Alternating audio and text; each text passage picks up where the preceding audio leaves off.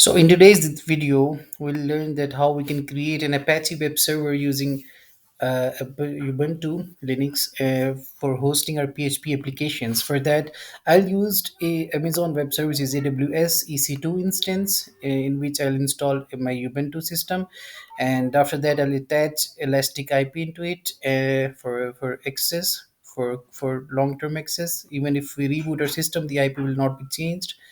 After that, I'll access it using SSH and by using the key that I'll create while creating the instance. And after that, I'll install Apache, MySQL, and PHP into it and access my web server via IP or domain. So for that, let's first sign into my AWS console. I already signed it up, and you can sign up by simple steps. And I have this account for sample, and I'm going to create an EC2 instance into it first. I have to visit that EC2 instance, and I have to launch my instance from here. Yeah, first of all, I have to give my name to my instance, so it's a web server, and I'm going to install Ubuntu into it. There will be some free tiers available for Ubuntu, and you can select any other version if you want some previous version. So I'm using that 22.04 as it's 2020 end of 2023, so it's the latest version. And from here you can select instance type. This will be the main thing that we have to decide, that what type of application we want to host. If we have some giant level application, then we need speed and high availability, then we have to select high memory tier. But for now, there's a one free tier available, but I'm using that 2 GB T3 small instance. We'll have a long list of instance, and you can see that how you can use them. For accessing instance later on via SSH, I have to create that key pair. For that, I have to name it paste web server. I'm going to create that key pair and download it here. Keep in mind that keep this key pair in some secure position so that we can you can use it later on. And I also need that HTTPS traffic, and also I need HTTP traffic. It by default create some new security group. I need, here is important for me, not for all, but I need 20 GB of memory here. Yeah, so that's fine. That's fine. So I'm going to launch this server. So it will create a server in some seconds. Yeah, you can see server status from here. This, yeah, server is running, but you can see that status check is not passed. It's initializing, and it will take almost 2 to 3 minutes for status 1 and status 2 checked. And after two status are will be checked, then it will see, you can see the status check passed. Meanwhile, I'm going to use, you can see that there is a, when I click on this, I have all the details of this instance here. You can see that this is private IP and this is our public IP for this instance. But the main problem is that when we restart our server, this IP will be changed. You can see it's 16.171.240.169. But when I reboot my server, it will change to some other IP address. So for that, AWS provided Elastic IP. Elastic IP is a static IP, and you have to associate that IP to your server, and it will remain constant uh, until your server is not down or not deassociated. So I'm going to create some new Elastic IP. I'm not interested in the region. uh, I'm giving the name to best web server IP. Okay, so I'm allocating this IP, this new IP. mm, yeah, which one was created? I have to see here that which IP I created from. Yeah, this one is created recently. Yeah. Okay, so I'm going to allocate this IP. I'm sorry, associate this IP from actions. Yeah, I'm going to associate. Yeah, associate this IP 2 instance. Yeah, I have only one instance running, and yeah, allow this elastic IP to resuscitate, because if in case that my server broke down, then I can use the same IP for my new server. So in that way I can retain with my single IP. So I'm going to associate that IP. Yeah, IP has been associated. So if you if you can see that before that it was this IP. When I refresh it, the new IP will be attached. Yeah, you can see that this new IP will be attached to that server. So this, when I click on that IP, there is nothing. The site can't be reached because this is not our web server. So for from now we have to create a web server for this website. So first of all, I have to let me create my new folder here. Hmm, I'm using this project. So first of all, I'm going to uh, yeah, use this key for my that we just created while creating our instance. I have to give permission to this key for accessing. For that, I chmod chain mod, and I'm going to give 400 permission to it, and the name will be first. Yeah, so this key will get permission for 400 is secure permission. So it's the time now to ssh our web server using the key. So let me explain about this command. So SSH is the utility that can be used to access our servers. The key.pem will be our key name. Our key name is pest-web-server. Ubuntu will be default username for Ubuntu distribution, and here will be our IP address. So our IP is, yeah, this is our new IP.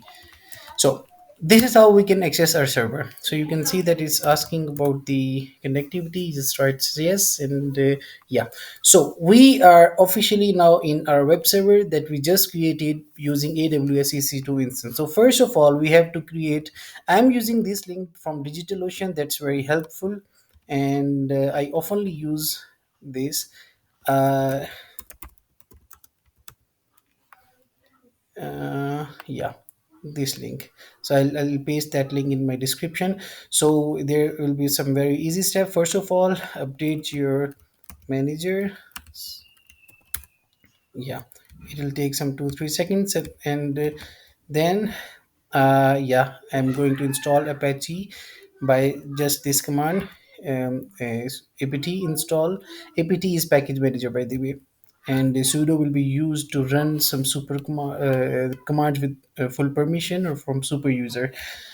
So yeah, I'm going to now install Apache. It will ask, just give it y with yes, with your intention, by providing your intention that you're going to install Apache.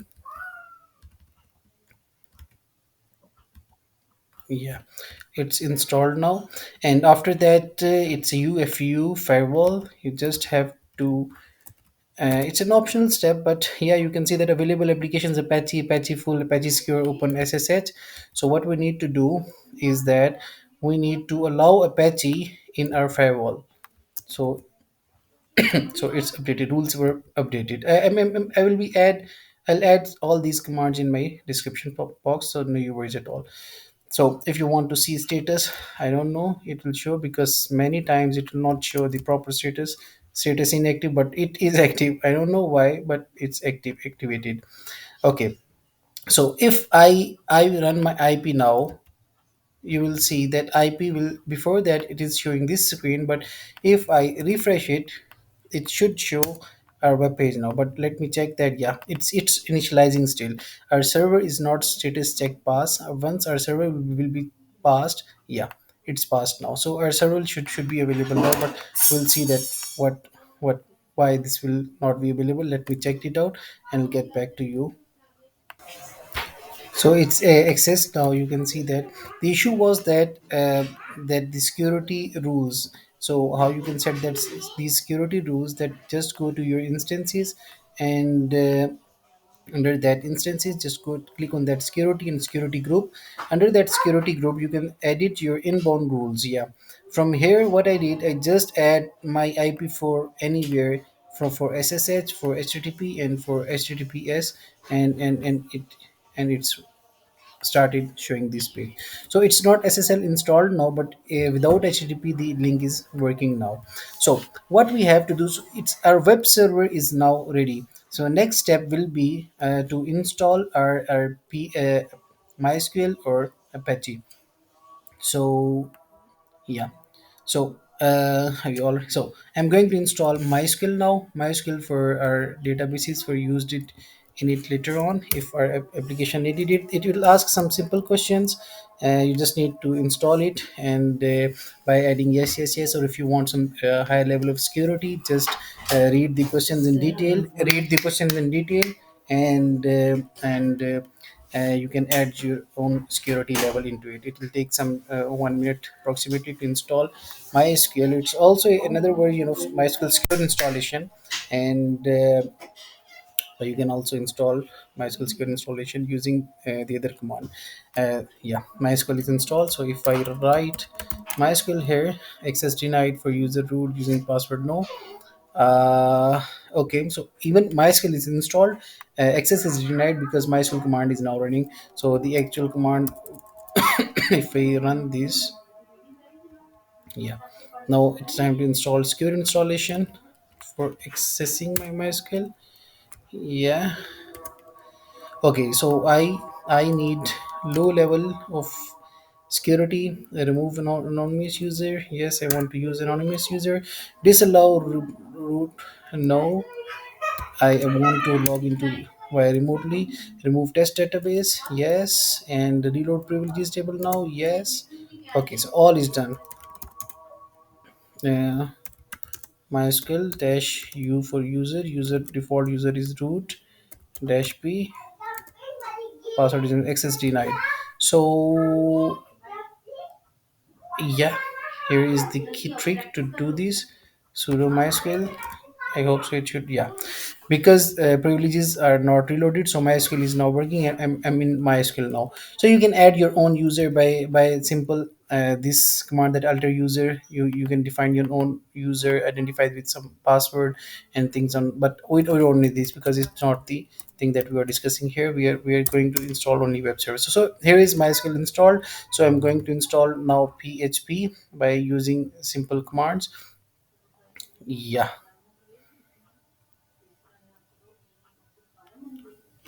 Yeah. So along with PHP, there are some secure libraries, or you can say that extensions that we needed. It's like PHP-mysql for connectivity, a library for patching PHP, and so I copied it, and I'm going to install it. UI for yes, and now our server will be ready, and we can host our any PHP application in this server. There will be some root paths. I'll explain you that how you can add your root path into it. So if I again go to my IP address, yeah, this should work now. I'm going to add some simple, yeah. So I can see my PHP version. It's 8.1, the latest version. Let me clear. So our our root path for our application will be var